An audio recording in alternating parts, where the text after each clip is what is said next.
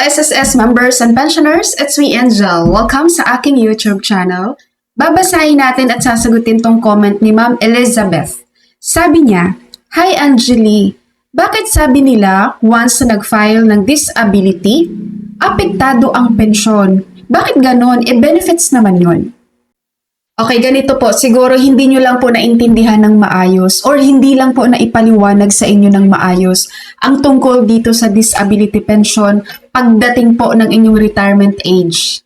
I-explain ko po ng mabuti sa video na to guys kung kailan maapektuhan ang pension nyo once na kayo ay mag-retire kapag nakapag-avail po kayo ng disability pension sa SSS.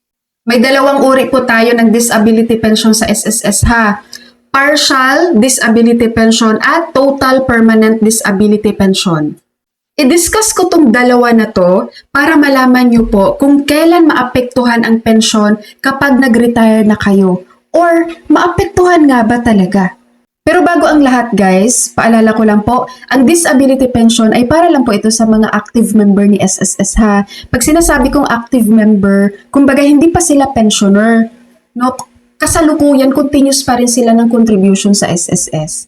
Kapag kayo po ay pensyonado na po, hindi na po kayo qualified para mag-apply ng disability pension sa SSS. Okay? Unahin ko pong i-explain sa inyo itong partial disability pensioner kay SSS. Kapag kayo po ay naging partial disability pensioner ni SSS, pag sinasabi po nating partial disability, meron lang po itong certain period kung hanggang kailan ka magiging partial disability pensioner ni SSS. Kung ilang months lang ang marireceive mo mula sa SSS na benepisyo mo sa iyong pagiging partial disability pensioner. In short po, itong partial disability pensioner, hindi po ito lifetime pension. Okay? Dahil ang pagiging disability mo or disabled mo, hindi naman yan lifetime. Ibig pong sabihin, makakapagtrabaho ka pa din ulit. No? Kaya partial disability pensioner lang yan. Ngayon ito na po sa concern nyo na maapektuhan daw pag nag-retire na sa SSS. Kapag kayo po ay nag-60 years old na tapos magpa-file kayo ng retirement ngayon sa SSS, no? Maapektuhan lang po ang inyong retirement pension kapag hindi po umabot ng 120 months ang inyong contributions. Ganun lang kasimple guys. Kasi meron ditong iba kasi na partial disability pensioner kay SSS. Porket naka-receive sila ng partial disability pensioner, hindi na sila nagko-continue ng contribution sa SSS. Akala nila na-reach na nila ang 120 months sa contributions.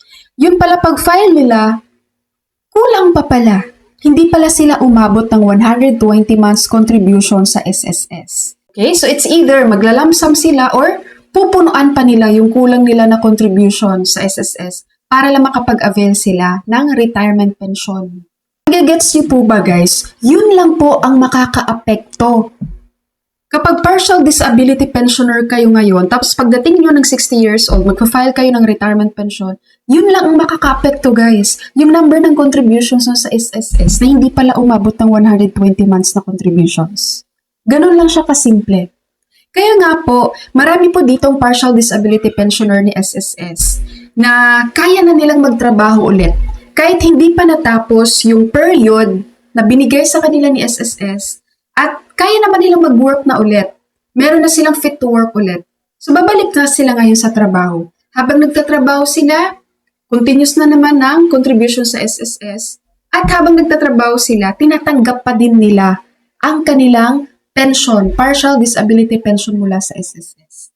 Wala pong problema yun guys. Hindi yun ititigil ni SSS dahil benefits naman nila yun bilang isang partial disability pensioner.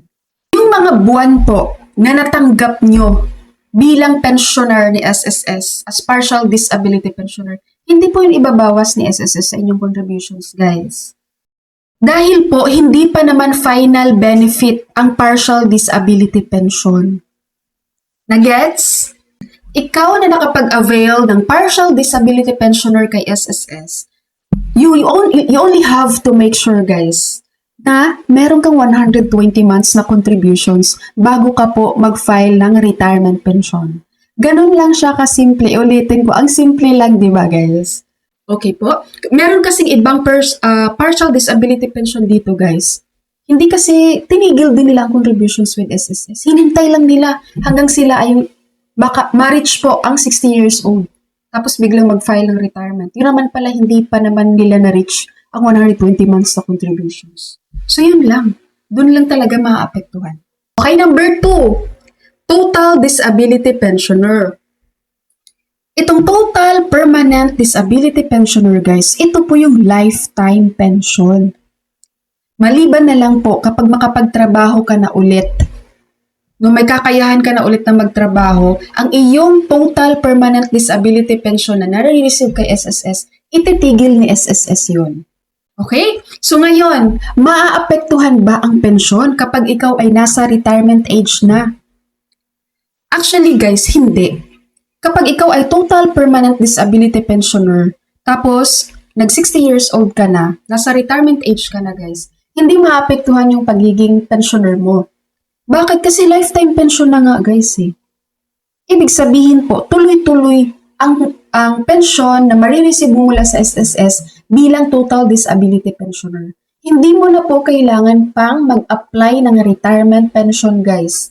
Dahil yung sa disability pension mo, tuloy-tuloy naman po yan. Lifetime.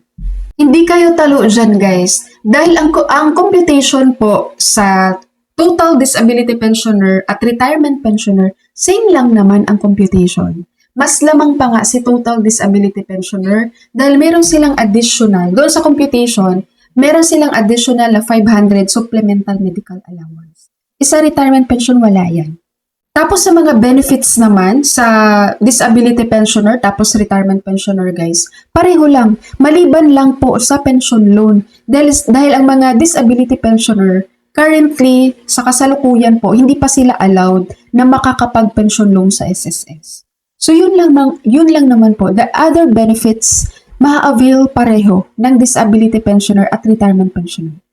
Merong iba dito, guys, na magko-comment, Ma'am, ako po ay isang total permanent disability pensioner.